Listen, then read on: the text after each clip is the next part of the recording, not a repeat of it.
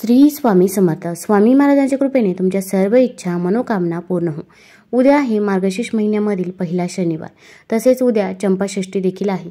या दिवशी जर आपण काही उपाय केले, काही सेवा केल्या तर त्या खूप खूप प्रभावी ठरतात. 2 डिसेंबरपासून मार्गशीर्ष मास सुरू झाला असून मार्तंड भैरव षडरात्र उत्सवाचाही प्रारंभ झाला आहे. मार्गशीर्ष शुक्ल पक्षातील प्रतिपदा तिथीपासून ते षष्ठीपर्यंत 6 दिवस नवरात्री असते. जेजुरीला हा उत्सव खूप मोठ्या प्रमाणात आणि जल्लोषात साजरा करतात. यंदा चंपाषष्ठी 7 डिसेंबरला शनिवारी असणार आहे. चंपाषष्ठीला खंडोबाची नवरात्र म्हणूनही ओळखले जाते. हा भगवान शंकरांच्या अवतारांपैकी एक आहे. हा सण प्रामुख्याने महाराष्ट्र आणि कर्नाटक राज्यात साजरा केला जातो. चंपाषष्ठी ही 6 डिसेंबरला दुपारी 12:05 सुरू होत आहे. तर या तिथीची समाप्ती 7 डिसेंबरला सकाळी 11:05 होणार आहे.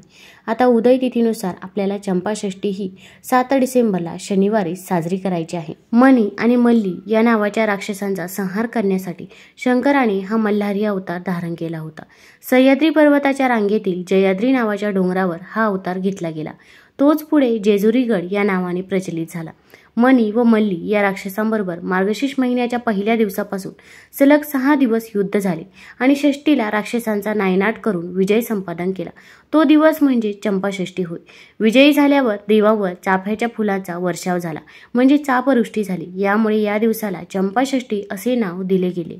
आता या चंपाषष्ठीच्या दिवशी आपल्याला काही उपाय करायचे आहे, काही सेवा करायची आहे. भरपूर वेळा आपल्या आयुष्यामध्ये अनेक अडचणी, अडथळे, संकटे असतात आणि ते काही संपायचं नाव घेत नाही. आता संकट येणारच नाही असं तर होणार नाही, पण आपण संकटाचा वेग मात्र नक्कीच कमी करू शकतो. आपण मेहनत तर घेत असतो, पण मेहनतीचे देखील आपल्याला पाहिजे तसे फळ हे काही केल्या मिळत नाही. मग आपल्या कष्टाला नशिबाची साथ मिळण्यासाठी, आपल्या आयुष्यातील दुःख, दारिद्र्य, गरिबी दूर होण्यासाठी, आपल्या मुलांची प्रगती होण्यासाठी या दिवशी कोणते उपाय करावे व कोणत्या सेवा कराव्या हे जाणून घेण्यापूर्वी तुम्ही चॅनलमध्ये नवीन असाल तर चॅनल लाईक करा व सबस्क्राईब देखील करा. कमेंटमध्ये श्री स्वामी समर्थ किंवा येळकोट येळकोट जय मल्हार लिहायला विसरू नका. आता या चंपाषष्ठीच्या दिवशी आपण सकाळी लवकरच उठायचं आहे. अगदी तुम्ही ब्रह्ममुहूर्तावरती उठलं तरी पण चालेल. ब्रह्ममुहूर्तावरती आपण जी काही पूजा करतो, जी काही सेवा करत असतो त्या सेवेचे आपल्याला फळ कित्येक पटीने मिळत असते. या दिवशी आपल्याला घरामध्ये गोमूत्र शिंपडायचं आहे. तसेच आपण उठल्यावरती पहिल्यांदा आपलं घर झाडायचं आहे. तसेच आपल्याला घराबाहेर थोडंसं पाणी शिंपडायचं आहे. पाणी घ्यायचं आहे, त्यामध्ये हळद टाकायची आहे आणि असं पाणी आपल्या मुख्य दरवाजाच्या बाहेर आपण शिंपडावं. यामुळे नकारात्मक ऊर्जा ही आपल्या घराबाहेरच राहते, ती आपल्या घरामध्ये प्रवेश करत नाही.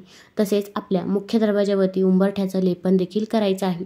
हळद घ्यायची आहे, त्यामध्ये गोमूत्र टाकायचं आहे, उंबरठ्याचं लेपन करावं, मुख्य दरवाजा स्वच्छ पुसावा, त्यावरती देखील आपण स्वस्तिक काढायचं आहे. स्वस्तिक हे शुभतेचं आणि मांगल्याचं प्रतीक समजलं जातं. जिथे स्वस्तिक काढलं जातं तिथे नेहमी शुभ कामे ही होत असतात. आता या दिवशी आपल्याला एका फळाचा उपाय करायचा आहे. हिंदू धर्मामध्ये अनेक लाखो देवदेवता आहे. प्रत्येक देवदेवताचं विशेष असं महत्त्व असून प्रत्येक देवतेला विविध पदार्थ व वस्तू तसेच अलंकार आणि शस्त्रप्रिय आहे. त्याचप्रमाणे त्या प्रत्येक देवतांना खास फुलं आणि खास फळंही प्रिय असल्याचं पुराणांमध्ये आढळतं. प्रत्येक फळाचं ज्योतिषशास्त्रामध्ये वेगवेगळं महत्त्व आहे. या फळांपैकी एक म्हणजे धोत्र्याचं फूल व धोत्र्याचं फळ. आता खंडोबा हे भगवान भोलेनाथांचंच रूप आहे. या दिवशी आपल्याला एक धोत्र्याचं फळ घ्यायचं आहे. आता या धोत्र्याच्या फळाला एवढे महत्त्व का, तर ज्यावेळी समुद्र मंथन झालं त्यावेळी समुद्राच्या पोटातून हलाहल म्हणजेच विषाने भरलेला कलश बाहेर आला. त्यावेळी सर्व देवदेवता हे विष कोण प्राशन करणार हा विचार करू लागले. यावेळी महादेवाने हे विष ग्रहण केलं आणि आपल्या कंठात साचवलं. यामुळे धोत्रा हे फळ विषारी असल्याने त्याला विषाचं प्रतिकात्मक स्वरूप म्हणून भगवान महादेवाला अर्पण केलं जातं. तसेच धोत्र्याचं फुलही महादेवाला अर्पण करतात.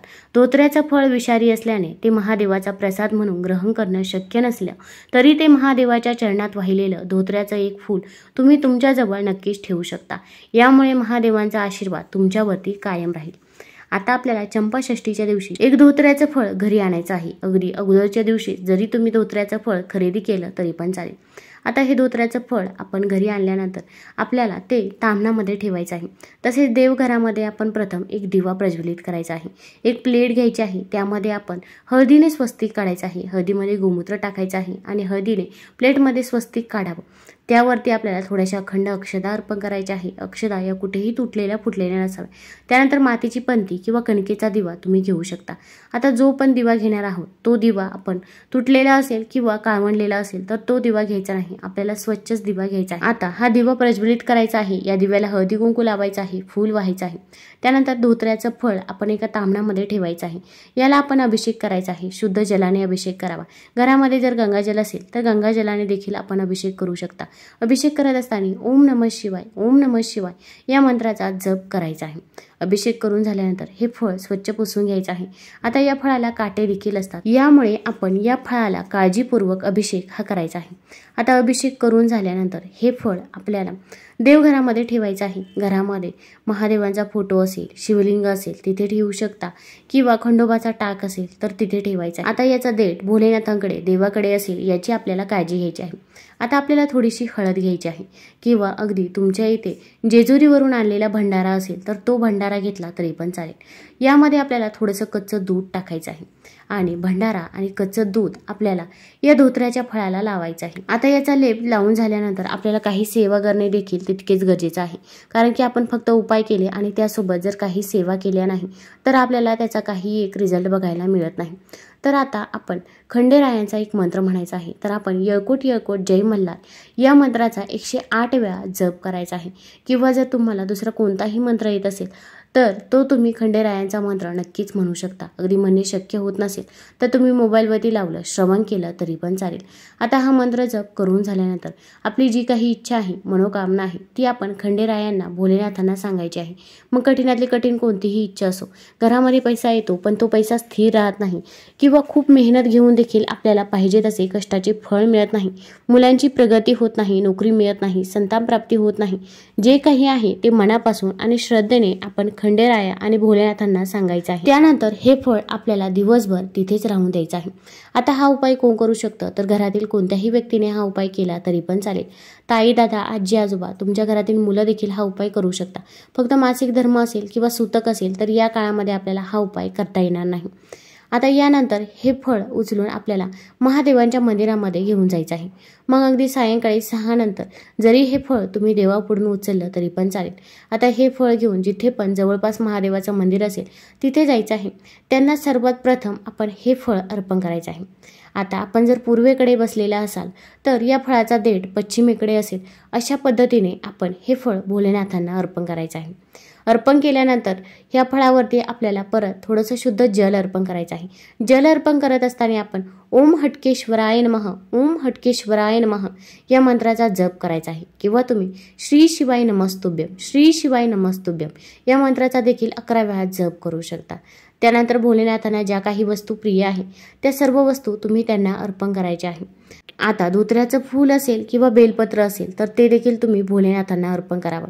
त्यानंतर तुमची इच्छा, मनोकामना भगवान भोलेनाथांना सांगायची आहे। मग अगोदर आपण जेव्हा हे फळ अर्पण करत होतो तेव्हा जी इच्छा सांगितली होती तीच इच्छा आपण परत व्यक्त करायची आहे। त्यानंतर आपण तिथे 3 वेळा टाळी वाजवायची आहे। आपण जर तिथे टाळी वाजवली तर आपली इच्छा, मनोकामना ही भगवान भोलेनाथांपर्यंत पोहोचत असते असे म्हणतात। आता हा उपाय केल्यानंतर आपण डायरेक्ट घरी यायचं आहे। मध्ये कुठे थांबलो तर आपण जो काही उपाय केला, जी काही सेवा केली तर ती सेवा ही फलदायी ठरत नाही। तुम्हाला जर हा व्हिडिओ आवडला असेल तर चॅनल लाईक करा, सबस्क्राईब करा। धन्यवाद।